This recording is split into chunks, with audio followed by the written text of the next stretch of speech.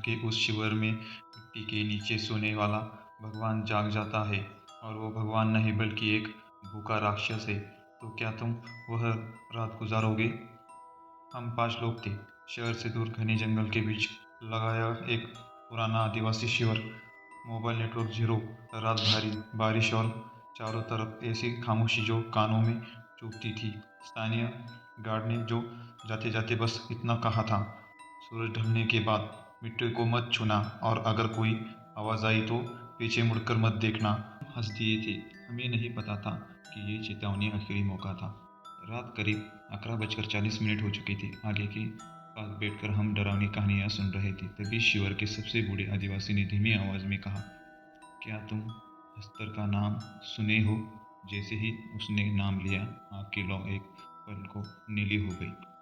उसने बताया, हस्तर एक ऐसा देवता था जिसे भूख कभी तृप्त नहीं करती, जिसने सोना, अन्न और इंसानों की आत्मा मांगी, और जब उसने अपनी ही माँ को खा लिया तो देवताओं ने उसे मिट्टी के नीचे जिंदा दफना दिया। लेकिन बूढ़ा फुसफुसाया, जहाँ लालच होता है वहाँ हस्तर जाग जाता है। रात के 2:13 हो चुके थे। हम सब अपने टेंट में थे।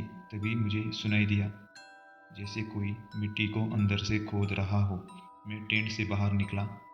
चांदनी में देखा कि शिविर के बीचों बीच मिट्टी अपने आप हिल रही थी, और तभी एक गीली सड़ी हुई आवाज़ आई, भूख लगी है। मेरे पैर जड़ हो गए।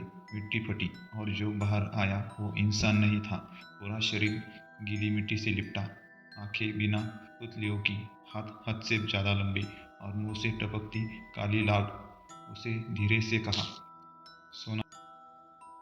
तभी मेरे दोस्त अमन ने लालच में मिट्टी में पड़ा एक पुराना सोने का सिक्का उठा लिया, और वही उसकी सबसे बड़ी गलती थी।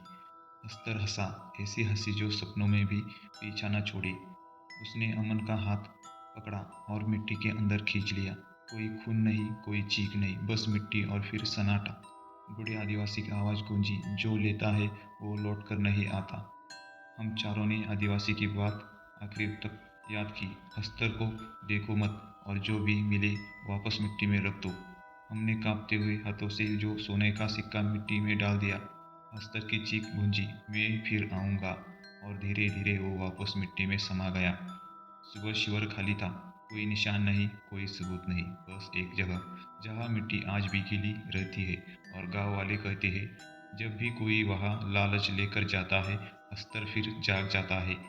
अगर आपको ये लगता है कि लालच बुरा नहीं, तो याद रखना, हस्तर अब भी भूखा है।